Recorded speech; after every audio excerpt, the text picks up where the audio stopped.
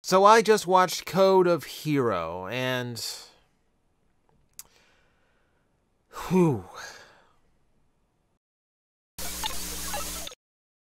Otherwise known as the best episode ever. This is Megatron's grand plan, first hinted at in the original episode of Beast Wars, finally playing out. An ultimate gamble for the ultimate reward. And only Dinobot stands in his way. We'll be clear here. There is nothing I can say about this episode that has not been said by better sources for years. This is just one more Transformer fans' opinion about what most consider to be the best episode Transformers ever produced in any cartoon. It's a lot. It's a lot. I'm looking at my note sheet, and normally I just take notes as I watch the episode, so that's why sometimes I have to stop and double check to make sure I've gotten through everything, because it's not patterned by logical discussion. It's patterned by the order that I notice it in. This is about twice as long as I normally do. There's a lot in this episode. Considering this episode is actually kind of simple in its structure, there is a lot to view and there's a lot to take in. So the opening scene, we'll talk about that at the end, because this episode is bookended, and it's bookended brilliantly. So we're gonna hold off on that. Our first real scene is watching Dinobot, and as a kid watching this episode, you had no idea what he was doing. He's on his knees, he's observing his sword, he's flipping it around. You think he's just really you think he's meditating, kind of frustrated with himself. It's as an adult you realize you are watching this character, this hero in a children's cartoon, contemplating ritualistic suicide. He's considering committing seppuku.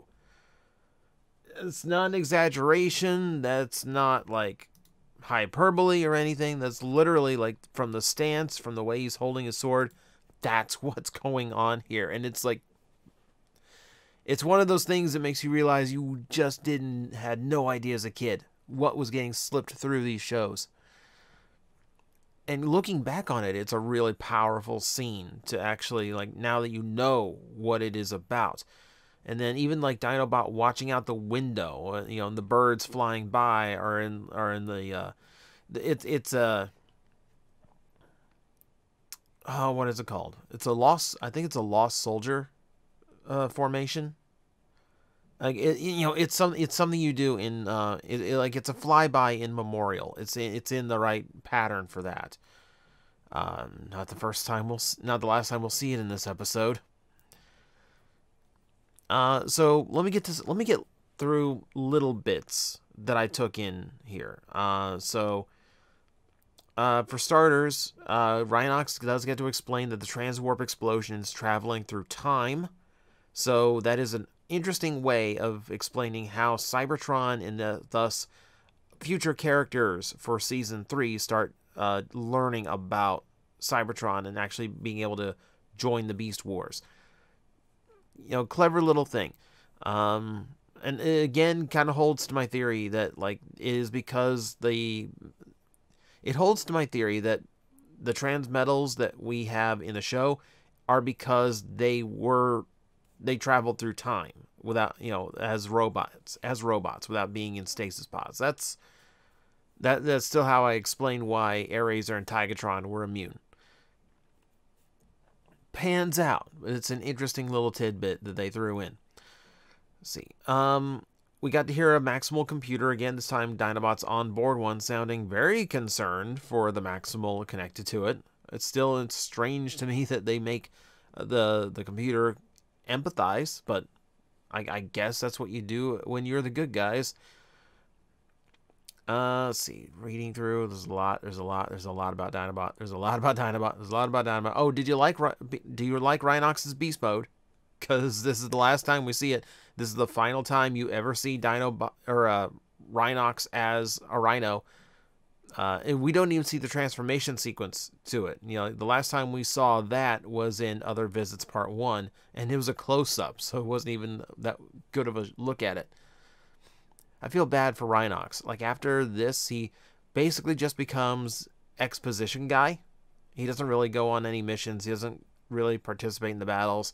He gets a shining moment at the end, but beyond that, he kind of just becomes like a leftover, which is kind of sad. Let's see. We also get to see the establishment of Megatron and Rampage's relationship, because of course Rampage just debuted in the last episode, so now we kind of establish what is going on here. It is master and servant. He is using this little squeeze box to keep Rampage in line very effectively. But watching like Rampage trying to be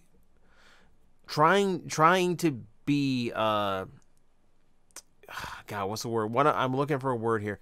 Trying to be rebellious, I guess, against Megatron, despite being held hostage by the very spark. And Megatron just, like, literally, we get a view through the cannon barrel at Megatron, just kind of like, just tapping his chest, just waiting for Rampage to follow orders.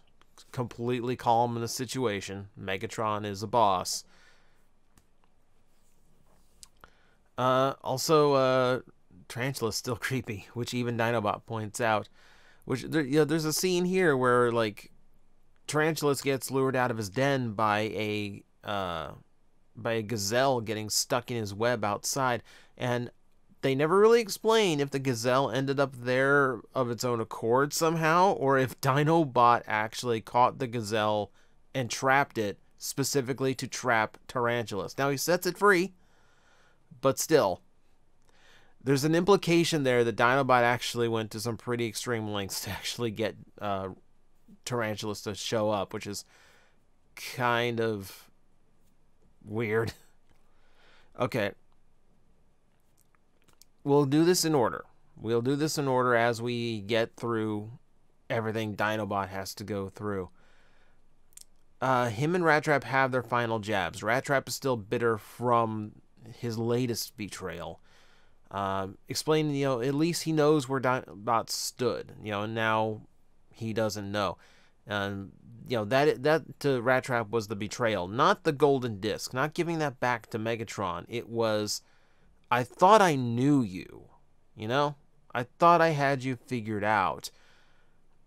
And it cuts deep into Dinobot, just because he let his obsession with his destiny and fate get to him so much that he betrayed those that put their trust in him.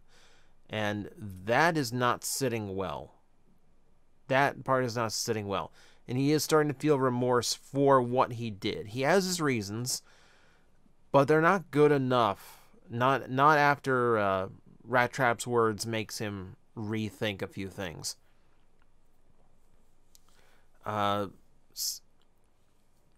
We have we have the revelation of Megatron's grand scheme. So we kind of got bits and pieces of it. At the beginning of Season 2, Waspinator does mention that the discs hold records of the future, ultimate power, as he described it. And even Dinobot, when he had possession of the discs, realized that they were very powerful, but they were only good once. After you change the future, the records are no longer relevant, especially if, you try to destroy humanity with them, which is exactly what Megatron is trying to do. His reasoning being that the humans are what helped the Autobots win the war against the Decepticons. He wipes them out. Everything goes the Decepticon way. This ignores the grandfather paradox going on here, because, of course, if humanity doesn't exist, NASA doesn't exist, the Golden Disc doesn't exist, Megatron can't get it to go back in time, etc., etc., and we just go through that whole loop. We try not to think about those things. We try not to. But it does create an incredibly high stake. I can't think of any other Megatron plot, either G1 before or any Megatron after, where the stakes were honestly this high.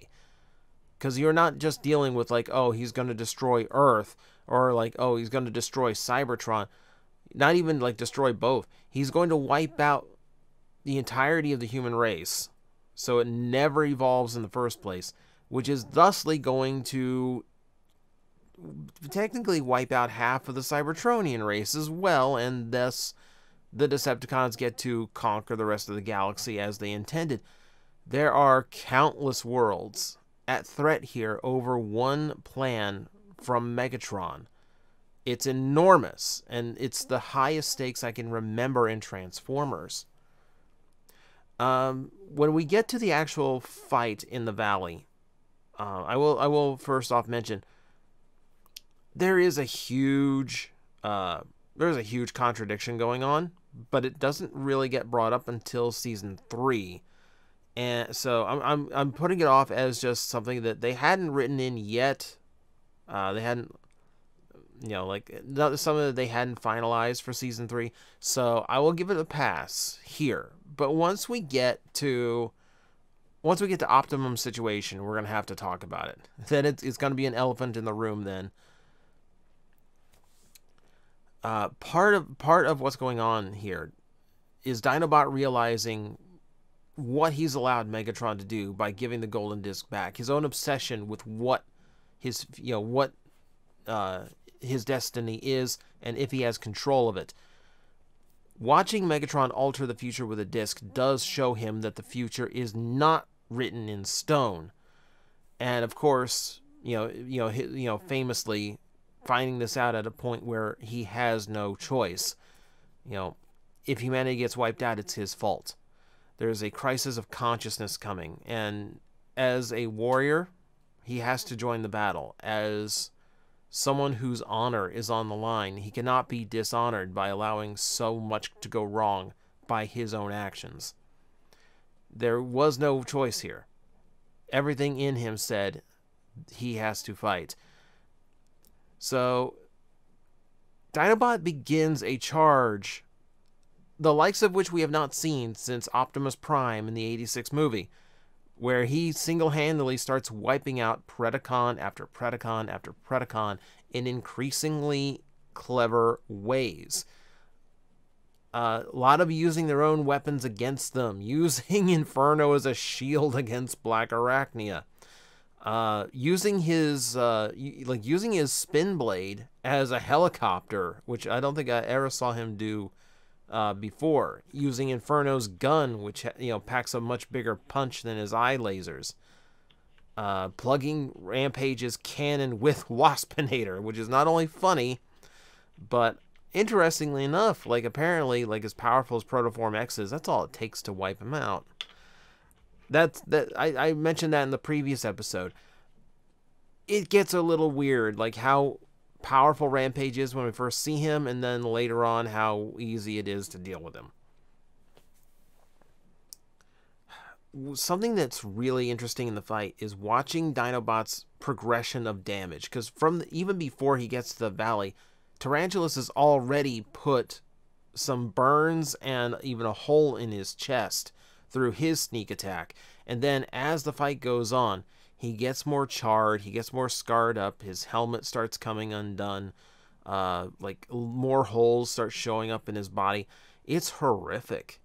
It's genuinely unsettling to see just how ravaged Dinobot's body is as he's battling, and the warnings from the computer trying to go into stasis lock, warning him how depleted his power cells are, trying to fire on Quick Strike with his eye lasers, and they fizzle out. You do get this sense as the fight's going on, because you remember, you think of this when you first saw this. Heroes don't die. The good guys don't die in these shows. It's a cartoon, it looks like he's on the brink of death. They'll fade to black, and then 10 seconds later, Dinobot will wake up in the CR chamber and everything will be right as rain. You never saw this in kids' cartoons in the 90s. This is, stuff that, we were in the 2000s by the time that any cartoon was willing to take risks like this. We're going to kill off one of our most popular characters? Really? We're doing that? apparently we are. The last time they did this, they got outraged. They got, they got hate mail. They had to bring Optimus back at the end of season 3 of G1 because the backlash was so bad. So to actually like do this midway through season 2 with, season 3 coming in, yeah, that's a gamble. That's a gamble. That's a big, big statement to make. And of course, we didn't know. We didn't know when we first watched this episode that this is what was going to happen. We just assumed Dinobot would be fine. It'd be close, but yeah, he's going to win. He's the good guy, right? But it gets so, like, as you're watching, you hear the warnings from the computer, you see the damage piling up, you see his weapons failing. You do just get this dread. This dread sets in that this is different. This is not like he took a shot, so he's going into stasis lock. This is not, like anything we've seen previous to the show. This feels so much more severe, so much more serious. They did a great job of building up this dread of what's going on. The final confrontation between Dinobot and Megatron. Dinobot is like completely torn up. There's no part of him left undamaged at this point.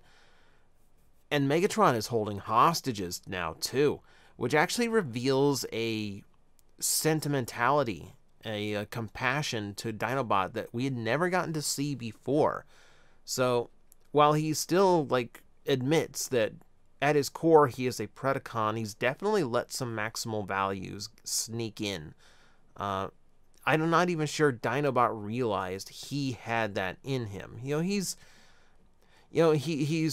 prostrated himself in the past when a hostage was taken. In this case, in the previous case, Rhinox in Low Road. But this is different. Like, he's got no stake in this one, lone anthropoid. But he doesn't. He actually takes concern for an innocent bystander. Like, that's a huge step for Dinobot. It shows you how far he's come, is what it does. How much he's developed as a character and how much of a hero he has become in general. I love the final sequence. I love the sequence of, I'll give it a little flack because like Megatron had his weapon armed and pointed, and he just let Dinobot make a hammer and just rush him.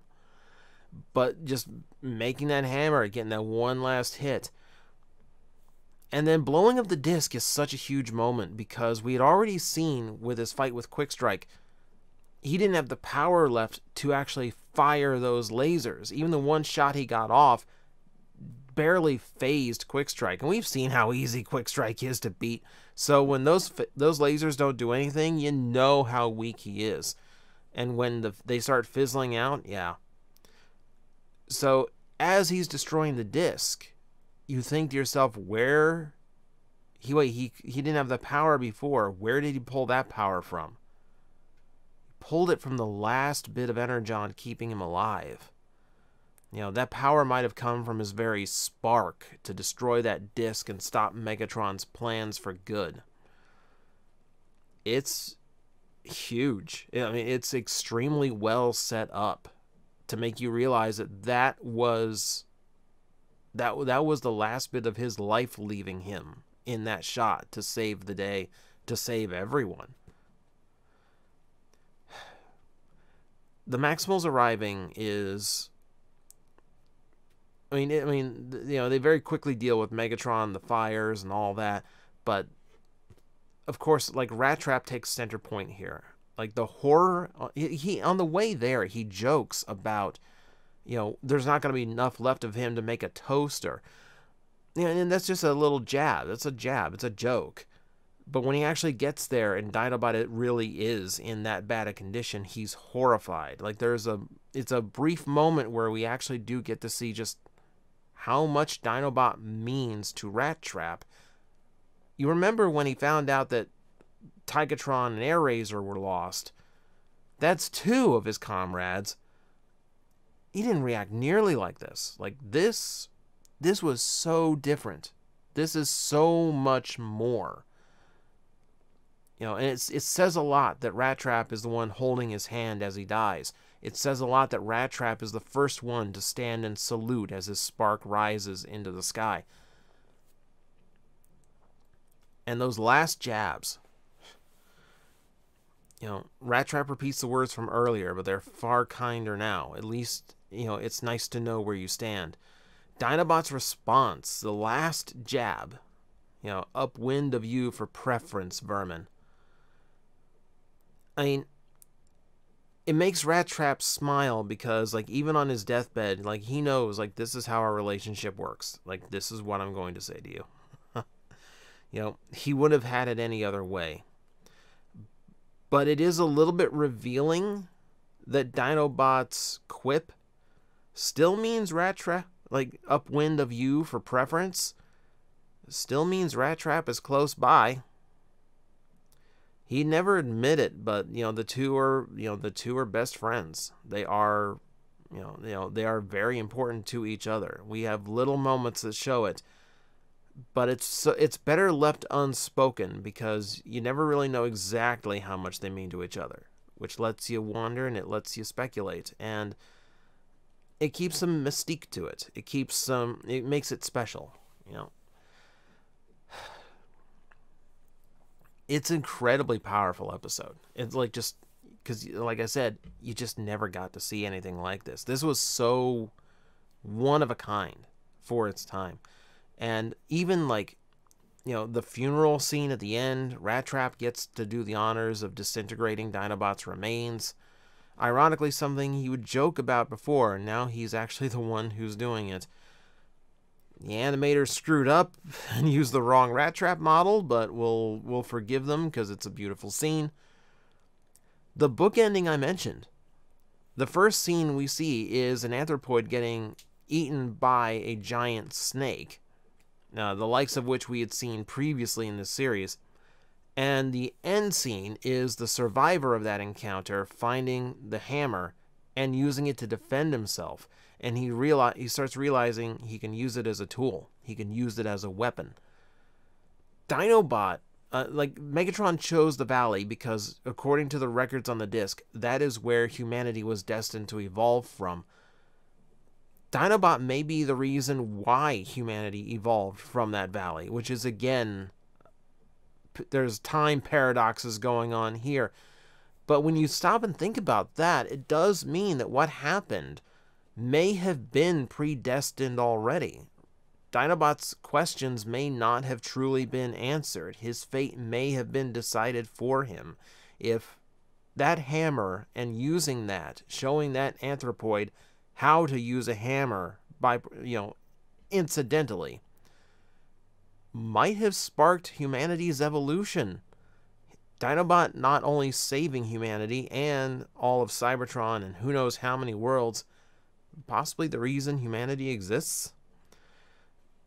It's a weird paradox to consider. It's a thought-provoking thing to consider to set the episode off on, and it's a hopeful moment too, because it shows that they did survive, and it shows that they are now learning and growing themselves.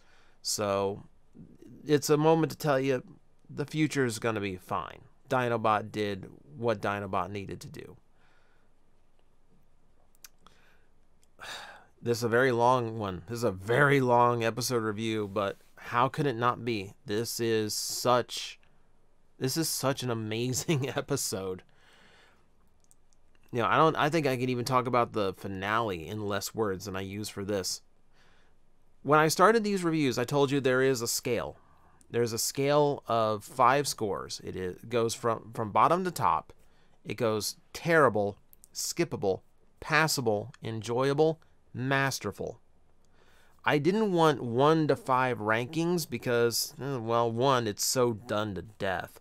But I also wanted the ratings and rankings that I gave episodes to have an inherent meaning to them themselves, rather than just, you know, looks like, because there's some people, you know, like, you look at video game reviewers who say they're like, well, a game that's 7 out of 10 obviously that's not worth playing because it didn't even make an 8 out of 10.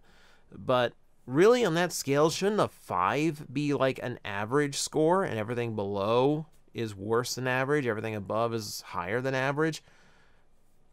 So I didn't want to get into that by labeling because I didn't want to get into labeling that because there's people who think a 3 would still mean a bad episode. So I wanted to make sure the scores made sense. Told you something.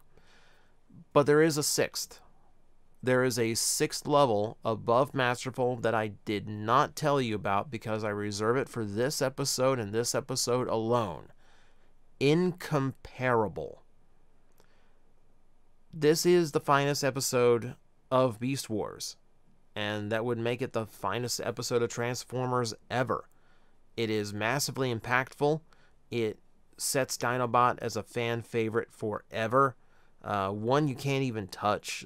You can't reimagine him into another form. The one time we saw it in Netflix, we saw how they did not exactly handle it very well, did they? It's just, yeah, there is no topping this episode. There just isn't. But we're gonna try. Tomorrow's episode is going to take a definite stand at pulling your heartstrings as much as this one did. So, thank you guys for watching. It's a super long one. This is like a full content episode. But I thank you guys for watching and sticking through with these Beast Wars reviews, and thank you to my patrons for making this series happen in the first place. We will continue, and we will be talking more Beast Wars soon. Guys, I am facing the most powerful enemy any YouTuber can face, the algorithm, and I need your help to defeat him. Hit the like button, hit the subscribe button, hit the notification bell, and leave a comment. Every time you do, we attack that algorithm and we drive it back until it can no longer defeat this channel. Thank you very much.